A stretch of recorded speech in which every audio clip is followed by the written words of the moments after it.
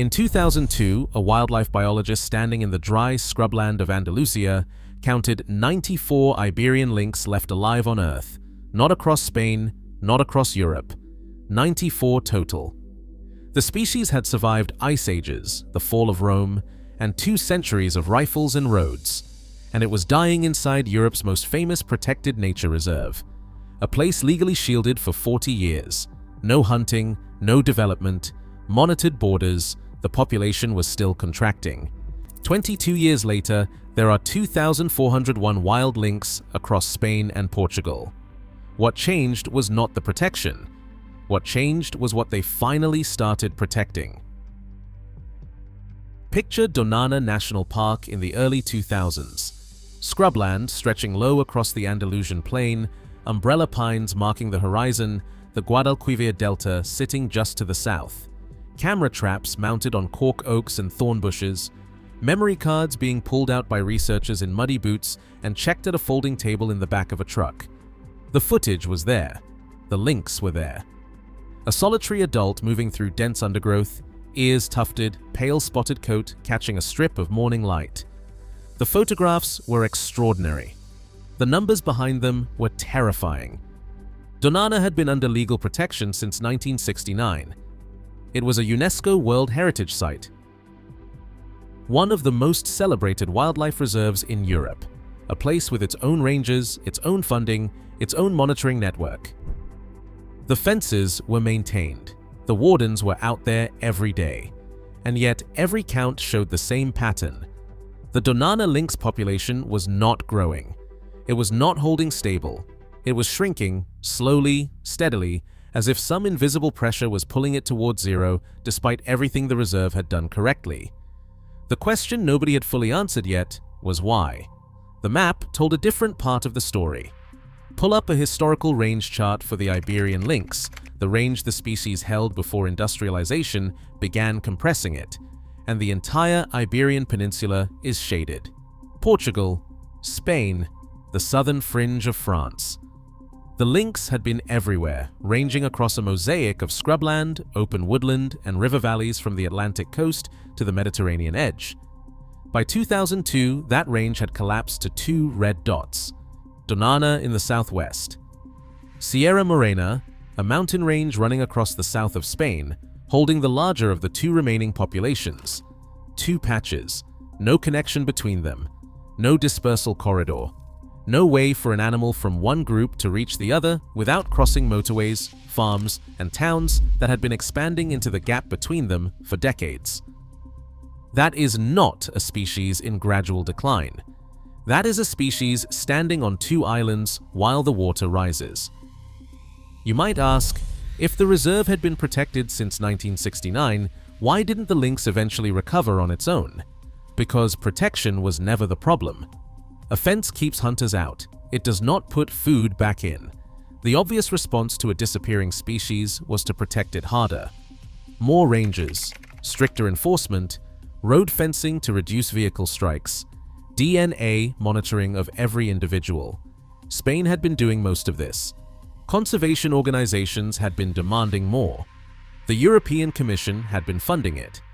But the instinct to surround the cat with protection was aimed at the wrong target. The lynx was not failing because it lacked protection. It was failing because it lacked food. 80 to 90% of the Iberian lynx diet is European rabbit. Not as a preference among several prey types. As a structural dependency built into the animal over millions of years of co-evolution on this specific peninsula. A female lynx raising cubs needs rabbit-dense territory just to produce enough milk to keep a litter alive. Without sufficient prey, females skip breeding seasons or raise fewer kittens to independence than the population needs to sustain itself. The territory can be perfectly protected. The individual cat can be completely healthy, and the population slides toward extinction anyway because the landscape cannot feed a breeding female through a full season. The rabbit had already been through 2 catastrophes before anyone seriously tried to save the lynx. In the 1950s, myxomatosis swept across Europe. The disease had been deliberately introduced in France to suppress rabbit numbers that were damaging crops, and it spread far beyond anyone's intention. It killed fast and traveled fast, reaching populations across Spain and Portugal that had never encountered it. European rabbit numbers in affected areas collapsed by up to 90% in some regions. Lynx numbers followed the rabbit downward, but nobody had monitoring systems precise enough to trace the chain clearly, and the lynx was still visible, still photographed, still apparently present in its remaining territory. Then in 1988, rabbit hemorrhagic disease arrived. A second virus, with a different mechanism from myxomatosis, capable of killing within 2 to 3 days of infection. It hit rabbit populations that had been slowly climbing back since the 1950s. In some areas, years of recovery were erased in a single outbreak season. The lynx dropped further, and the landscape kept looking the same. Scrubland, cork oak, cistus, and rosemary. Camera trap footage of a rare spotted cat moving through habitat that looked, to anyone who had never seen the older version of the system, perfectly adequate. That is the damaged baseline. Nobody on the conservation teams working in 2002 had ever seen Andalusian scrubland at a full, pre-myxomatosis rabbit density. They had grown up in a system that had been running at a fraction of what it once was, and the fraction felt like the whole because no one alive remembered what the whole looked like. The landscape did not look broken. It looked like Andalusia. The missing rabbits were invisible because they had been missing for 50 years. The Donana population had its own wardens, its own monitoring teams, its own careful annual surveys. Researchers were documenting individuals, tracking births and deaths, watching the numbers with the kind of sustained attention that most wildlife populations never receive. The lynx was among the most carefully watched animals on the continent. And the thing that was killing it, the depleted rabbit population across a landscape that looked superficially intact, was sitting in plain sight. They were protecting the wrong animal.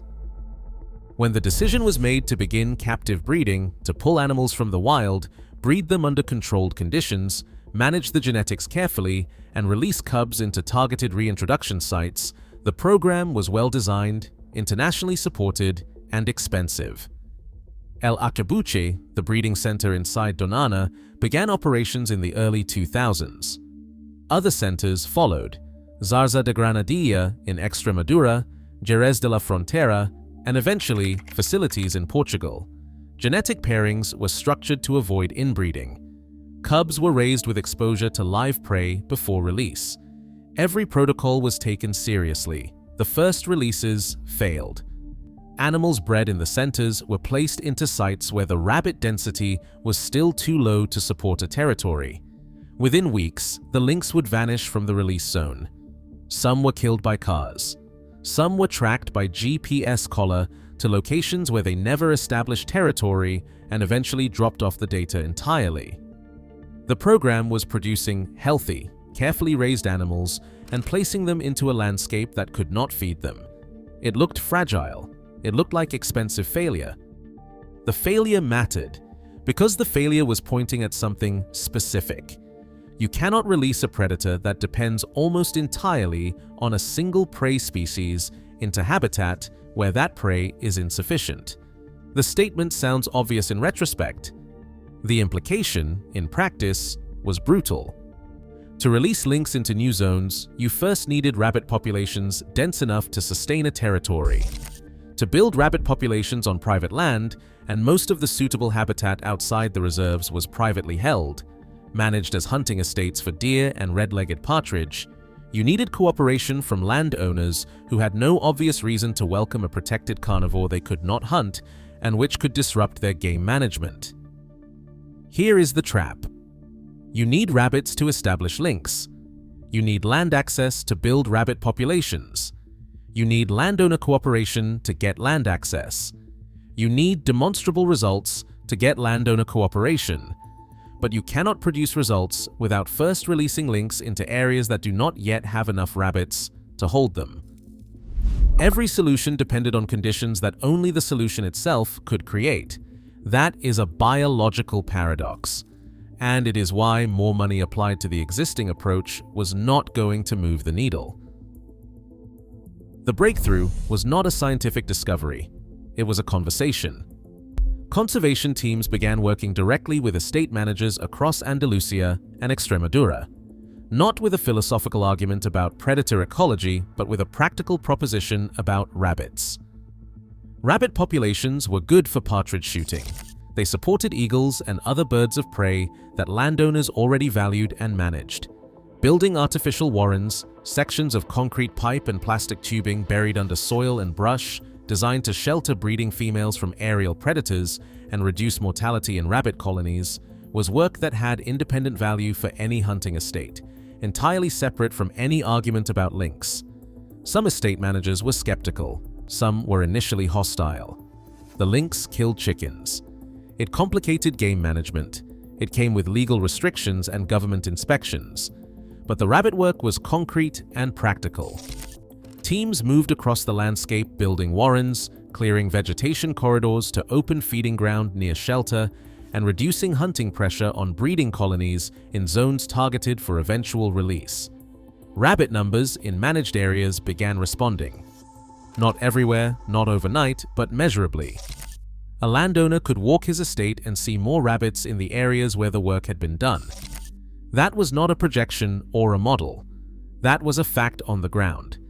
And when it became clear that managed zones were also the zones where released lynx were staying, establishing territory and producing cubs, the conversation about whether a concrete pipe buried in the scrubland was worth the trouble started shifting. When rabbit density crossed the threshold that could support a resident predator, and lynx were released into those zones, the pattern shifted. The animals stayed. Females established territories. They raised kittens. The kittens survived at higher rates than in the early releases. Field cameras that had been recording single adults in transit started showing females with cubs, juveniles learning to hunt, multiple animals in overlapping home ranges.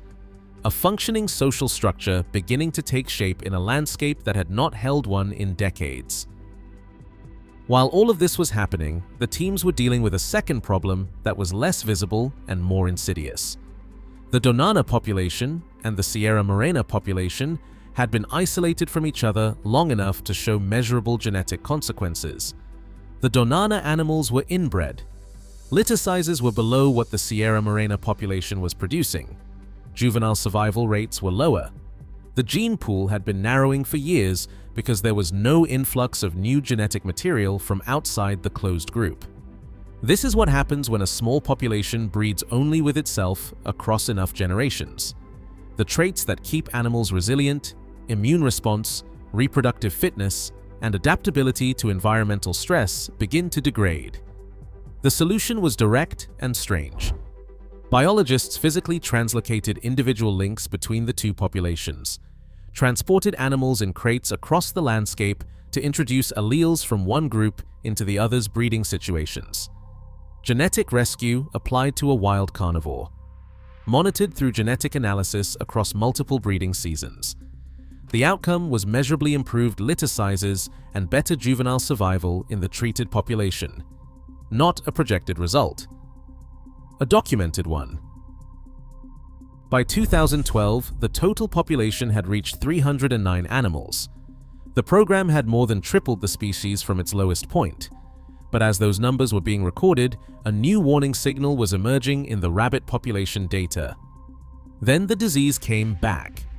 Rabbit hemorrhagic disease virus 2, RHDV2, was a new variant, genetically distinct from the 1988 strain and capable of infecting rabbits that had built immunity to the original version. It moved through European rabbit populations in several regions. In some of the lynx recovery zones, rabbit numbers crashed. Breeding success in those areas dropped. The monitoring data was showing patterns that, had they become uniform across all sites, could have reversed years of work before the lynx population had grown large enough to be resilient. This was the question the whole strategy had not been able to answer in advance.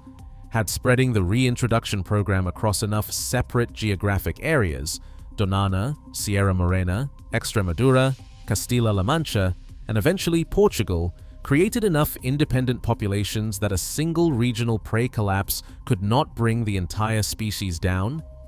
The answer had to be lived, not modeled. Extremadura's populations kept growing. The reintroduction sites in central Spain were in zones where the RHDV2 impact was less severe and where the rabbit management infrastructure built over the previous decade had created more resilient prey populations. Portugal's sites were far enough from the worst affected areas to keep developing. The distributed architecture absorbed the outbreak without losing the overall trajectory.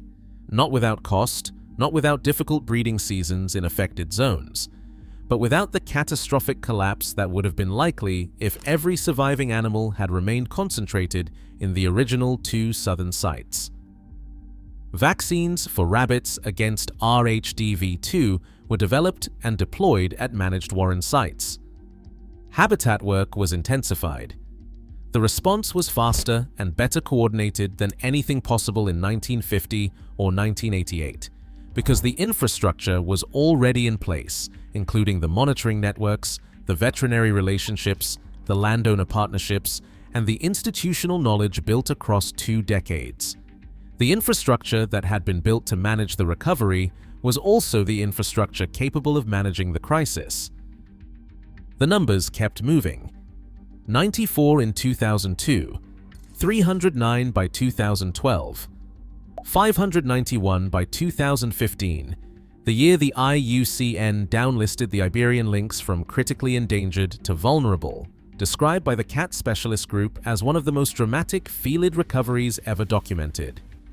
Over 1,100 confirmed by 2019, 2,021 in 2023, 2,401 wild lynx across Spain and Portugal in 2024.